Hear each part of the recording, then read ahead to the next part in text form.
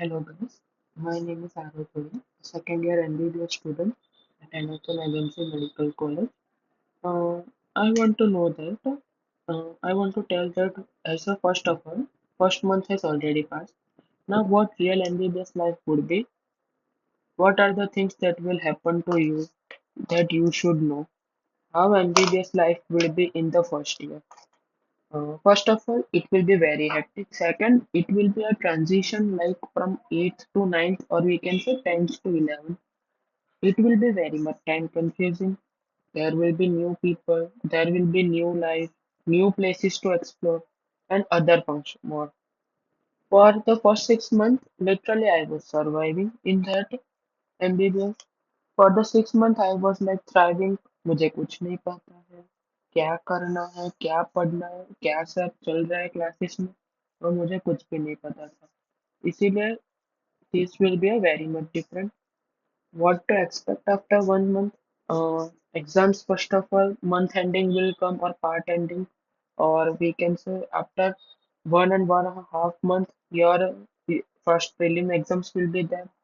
क्या सिर्फ पढ़ना ही रहता है 1 मंथ के बाद? नहीं, एंजॉय भी करना है, क्योंकि फर्स्ट ईयर एक ऐसा ईयर है जिसमें आपको टेंशन के बिना थोड़ा एंजॉय करने को मिलेगा, दूसरे लोगों से मिलो, फ्रेंड्स बनो, बाहर घूमो, और पढ़ना भी है. इसीलिए ऐसा नहीं है कि सिर्फ पढ़ना ही है, पर ये सब भी कर सकते हो.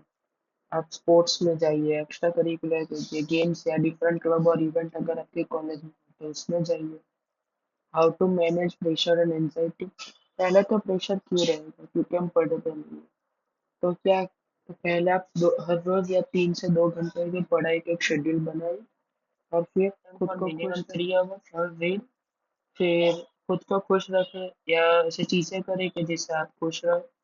और फिर अगर आप एंजॉय करना है, मेरा एक फ्रेंड है जो क्रिकेट एकेडमी जा रहा है, एक बैडमिंटन में है, एक लॉन टेनिस में है, इसीलिए आपको जो अच्छा लगे वो कीजिए.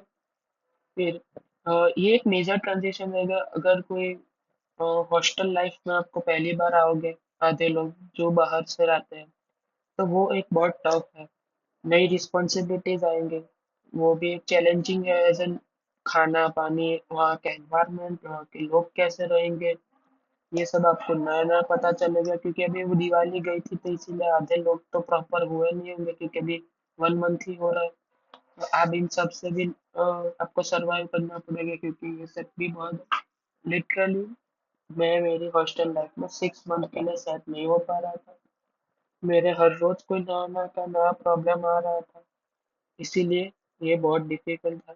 अब आपको 3 सब्जेक्ट्स मिलेंगे. पहले तो एनाटॉमी, फिजियो और बायोकेम. एनाटॉमी एक बहुत बड़ा सब्जेक्ट है, क्योंकि इसमें पार्ट्स आ रहे हैं, जैसे कि upper limb, lower limb, thorax, neuroanatomy, abdomen, pelvis, head and neck, फिर हिस्टो, एम्ब्रियो और जनरल. पहले हम इन 6 पार्ट की बात करेंगे, अपर लिम्ब, लोअर लिम्ब, ये सब में. तो ये सब कैसे रहेंगे, क्या सिस्टम वाइज चलेंगे, क्योंकि अपर लिम्ब रहेगा, फिर लोअर लिम्ब रहेगा, थोरैक्स, शायद आप में कोई पैटर्न अलग हो. हिस्टो, एम्ब्रियो और ये सब साथ में ही रहेंगे. जनरल एनर मैं होप कर रहा हूँ आपका खत्म हो गया होगा अब तक तो. इस टाइम रे इन सभी के साथ ही चल रहे होंगे. इन सभी में मेनली तो अपर लिम्ब, लोअर लिम्ब और थोरैक्स और एब्डोमेन के लिए बीडीसी लो. और न्यूरो एनेट और हेड एंड नेक के लिए मैं, हेड एंड नेक में तो मैं, न्यूरो एनेट में मैंने विश्राम सिंह की थी. हेड एंड नेक में भी मैं, मेरे दोस्तों ने की थी, तो मुझे हेड एंड नेक में भी लग रहा है कि विश्राम सिंह ज्यादा अच्छे हैं इन दोनों में. इष्टा अंडे की प्लीज अभी बुक मत लीजिए, क्योंकि मैंने ली थी दोनों की दोनों बुक्स अभी भी मेरे पास वैसी न्यू कंडीशन में है. इसीलिए एक बार आप देखिए कि क्या आप पढ़ रहे हो कि नहीं, क्योंकि लास्ट टाइम, ये एक लास्ट टाइम में पढ़ने वाले सब्जेक्ट्स है. इसीलिए मैं रिकमेंड करूंगा कि अभी आप मत लीजिए. पहले एक बार देख लीजिए कौन सी पीडीएफ में या कोई अगर आपको फर्क हो रहा है तो, क्योंकि लास्ट में अब ये सब पीडीएफ से ही पढ़ोगे. फिर फिजियोलॉजी. फिजियोलॉजी एक लॉन्ग सब्जेक्ट है, पर इजी है अंडरस्टैंडिंग के पर्पज से. एक्सेप्ट सीएनएस है, सीवीएस है, एंडोक्राइन और स्पेशल सेंसेस है. ये सभी बहुत लंबे टॉपिक्स है, और ये डिफिकल्ट भी है समझने में, और इनमें ज्यादा वेटेज है. इसीलिए इन चारों को आपको अच्छे से पढ़ना पड़ेगा. क्योंकि हमारी शायद दूसरों के कॉलेज में अलग अलग हो, पर हमारी कॉलेज में ऐसा था कि चार चार यूनिट एक साथ चल रहे थे, जो एक बहुत प्रॉब्लम हो जाता है, क्योंकि अगर आप एक साइड सीवीएस पढ़ रहे हो तो दूसरे दिन आपको एंडोक्राइन पढ़ना पड़ेगा। फिर तीसरे दिन आप शायद ये मतलब कि कह सकते हैं आप एक्सक्रीटरी सिस्टम पढ़ रहे हो, तो ऐसे अगर, और ये भी ऐसा नहीं है कि आप एक के बाद एक, क्योंकि एक पहला कैनेट आएगा फिर फिजियो बायोकेम, तो आप ऐसे पूरे हफ्ते में सिर्फ दो या तीन बार ही अलग अलग पढ़ रहे हो, तो आपको वो रिवाइज भी नहीं कर पा रहे होंगे उस टाइम पर। इसलिए मैं कहूंगा कि एक ही पढ़े।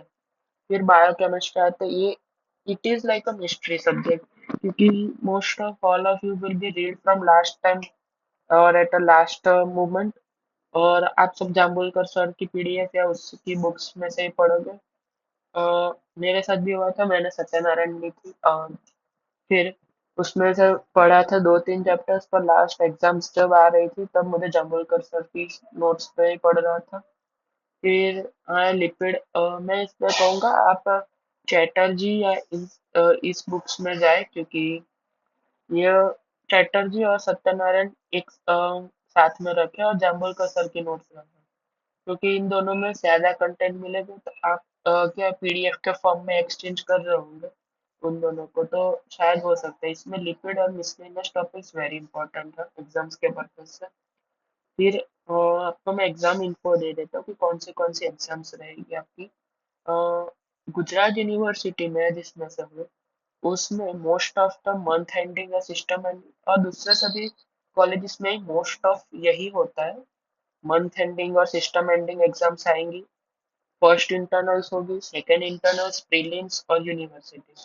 इसमें से फर्स्ट इंटरनल, सेकंड और प्रीलिम्स, इन तीनों में और आपकी पासिंग रेशियो होना चाहिए, और अटेंडेंस भी 75-80% जो आपका रेशियो रहता है उससे भी ऊपर होनी चाहिए, नहीं तो आप डिटेन हो सकते हो, क्योंकि इन तीनों का भी परसेंटेज काउंट होगा और इंटरनल मार्क्स आपको मिलेंगे।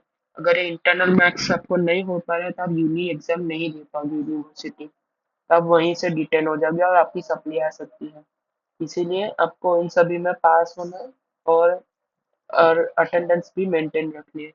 फिर आती है यूनी एग्जाम्स, जो मेन होती है, ये पास या फेल एग्जाम्स रहेंगे।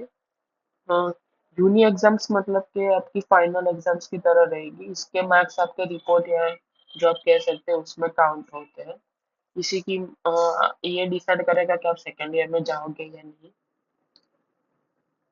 The above are the just suggestions from my side. These are just based on my experience in the first year. You can use this information, and these are not compulsory to follow. Use the pace that you like, and use this info that can help you. If you if this video helped you even a little, consider subscribing, as it is totally free and you can always unsubscribe at any time. Thank you.